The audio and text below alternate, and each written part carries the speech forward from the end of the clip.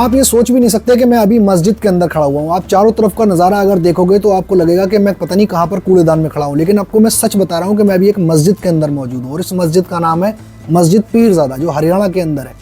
मैं आपको ये पूरी जगह दिखाता हूँ। तो दोस्तों, इस मस्जिद को देखकर हम साफ अंदाज़ा लगा सकते हैं कि सबसे पहले इसका सामने वाला हिस्सा ही गिरेगा, क्योंकि इस मस्जिद के जो मीनार है इनकी जड़ें कितनी ज़्यादा कमज़ोर और खुबकल हो चुकी हैं, और ये मेहराबदार जो सामने का डिज़ाइन है, ये फ्रंट साइड, ये भी गिर जाएगा, क्योंकि इस मस्जिद की हालत इतनी ज़्यादा ख़राब है कि मुझे ऐसा लगता है कि ये मस्जिद अब नक्शे से मिट जाएगी।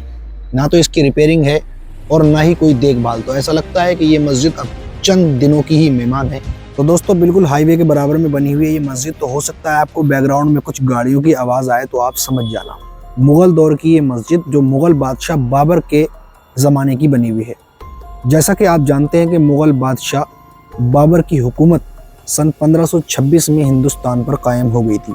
सन 1526 में इब्राहिम लोदी नाम के एक शासक को हराया और उनकी सल्तनत यहाँ कायम हो गई।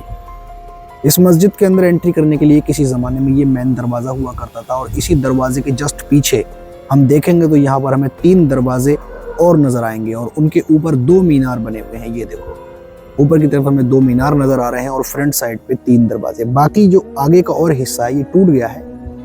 इसके आंगन में हम देखेंगे अगर ध्यान से, तो हमें बहुत सारा गोबर और कुछ खूंटे गड़े हुए नजर आएंगे, क्योंकि इन खूंटों के ऊपर बांधा जाता है यहाँ पर जानवरों को। जानवर जैसे कि भैंस, गाय, बैल, उनको यहाँ पर बांधा जाता है, क्योंकि अभी दिन है तो इसलिए उनको चराने के लिए यहाँ से बाहर जो है ले जाया गया है, लेकिन शाम को यहाँ पर लाकर बांध दिया जाएगा। इसी वजह से यहाँ पर इतना सारा गोबर मौजूद है। और गोबर के उपले देखो, उन जानवरों का गोबर से यहाँ पर उपले थोप कर इन दीवारों पर चिपका दिए गए हैं, और इसके आंगन में बहुत सारे उपले हैं।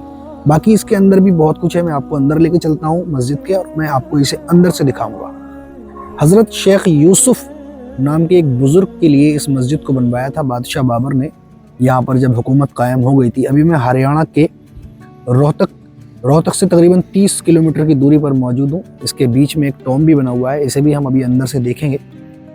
बाकी इसका निर्माण जो हुआ था, इसको बनवाया गया था, वो लाखोरी ईंट से बनवाया गया था। लाखोरी ईंट यानी कि जिसको बादशाही ईंट भी कहा जाता है, ये उससे बनी हुई है।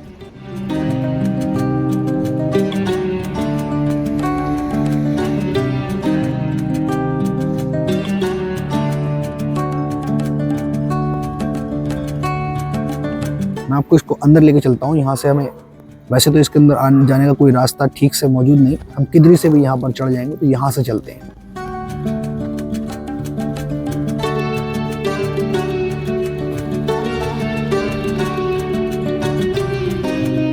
तो भाई, इसके अंदर तो बहुत सारे कांटे भी पड़े हुए हैं, हमें बहुत ध्यान से यहाँ पर कदम रखना पड़ेंगे, क्योंकि इसके अंदर बहुत सारे कांटे हैं। ये देखो, जितनी भी ये लकड़ियाँ पड़ी हुई हैं, इन लकड़ियों के अंदर बहुत सारे कांटे हैं, तो कांटों से बच बच के हमें जाना होगा। इसकी जड़ें तो बिल्कुल ख़राब हैं यार, ये तो कभी भी गिर सकता है, खिसक। देखो, ये बिल्कुल यहाँ से जो है ना निकल रही ईंट है। ये देखो, बिल्कुल खिसका हुआ है मामला, यहाँ से सब ईंटें निकल गई हैं जड़ों में से।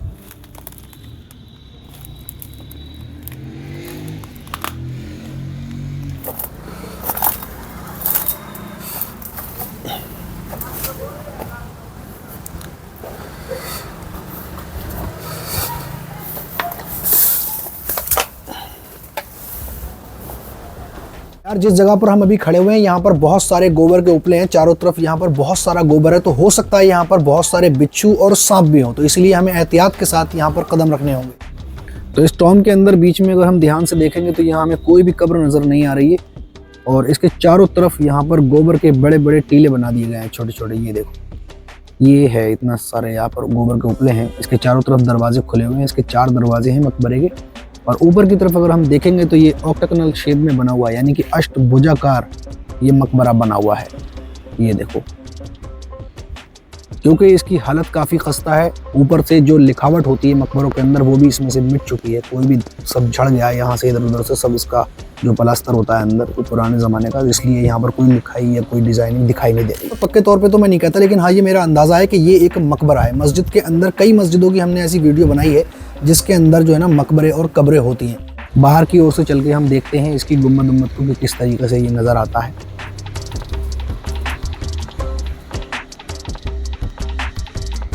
ये देखो, यहाँ से अगर हम बाहर से अगर इसको देखेंगे तो कुछ इस तरीके से ये नज़र आता है। मैं थोड़ा जूम करके दिखाता हूँ। यहाँ पर कुछ ना कुछ हमें पुराने ज़माने का दिखाई दे रहा है। ये देखो, ये फूल पत्तियाँ जो बनी हुई हैं वही पुराने ज़माने की मुग़ल काल की हैं।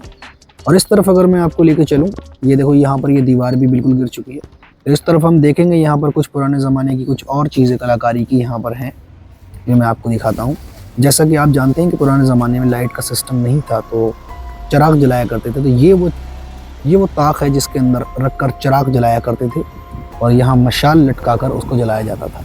इसी तरीके से अगर हम फ्रंट साइड पे देखेंगे तो यहाँ ईंटें बिल्कुल खिसकी हुई हैं। मैं थोड़ा जूम करके दिखाता हूँ। ये वाला मीनार बिल्कुल गिरने के लिए जो ना तैयार है, ये बिल्कुल खिसक गया मामला यहाँ से। कितनी बड़ी बड़ी दरारें हैं, नज़दीक से देखेंगे तो ज़रा और बढ़िया से दिख जाएगा। उस तरफ हम चलते हैं, करीब से देखेंगे। कितनी सारी यहाँ पर ताक़ें बनी हुई हैं, यहाँ पर चिराग जल रहे। वो भाई ये देखो, बिल्कुल ये तो गिरने को तैयार है। कितनी मोटी दरार पड़ी हुई है यहाँ, कितना बड़ा गड्ढा है, तो ये कभी भी गिर सकती है। हो सकता है मैं वीडियो बनाकर यहाँ से जाऊँ तो उसके बाद कभी भी ये गिर जाए, तो वीडियो में तो ये भी रहेगी। बाकी यहाँ से ये कब ख़त्म हो जाएगा, इसकी रिपेयरिंग नहीं की तो कभी भी ये गिर सकती है। इतने सारे कांटे हैं यार, यहाँ से बहुत संभाल के निकलना पड़ेगा हमें।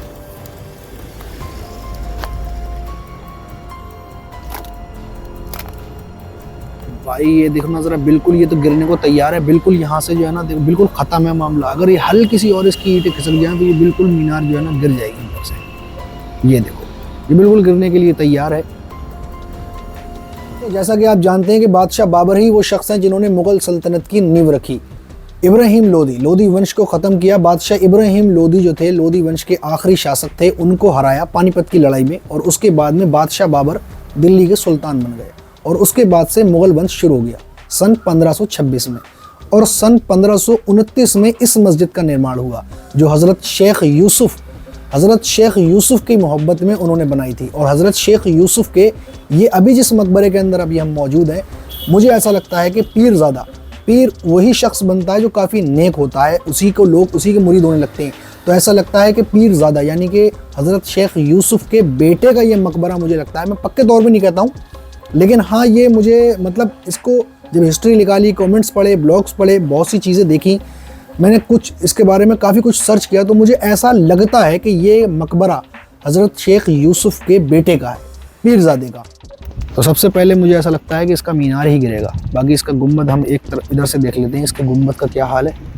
इसका गुंबद भी इस तरफ से जो है ना खिसक रहा है, ये देखो, है ना।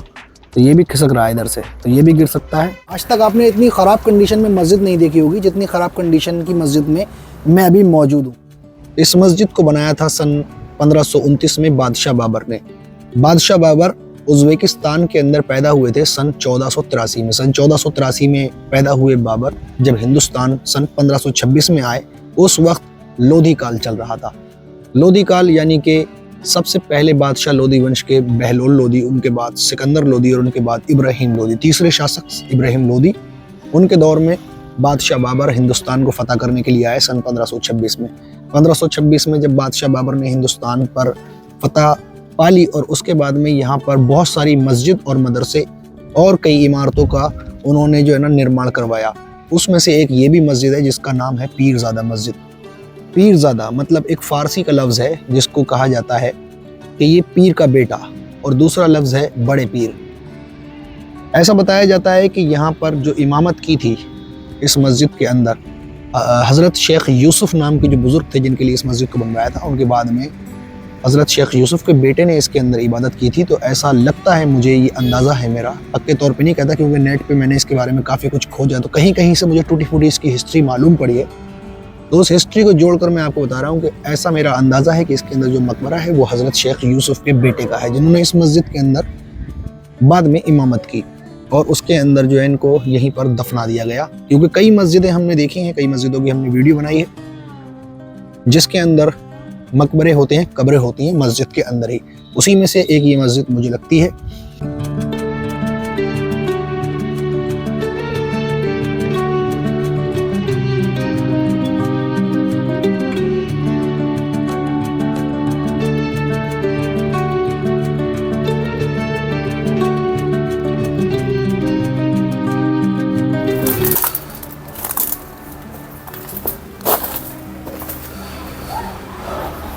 दोस्तों मेरा यहाँ से जाने का वक्त हो गया। वीडियो पसंद आ गई है तो वीडियो को लाइक करके चैनल को सब्सक्राइब कर दीजिए ताकि आने वाली वीडियो अब तक आसानी से पहुँच जाए।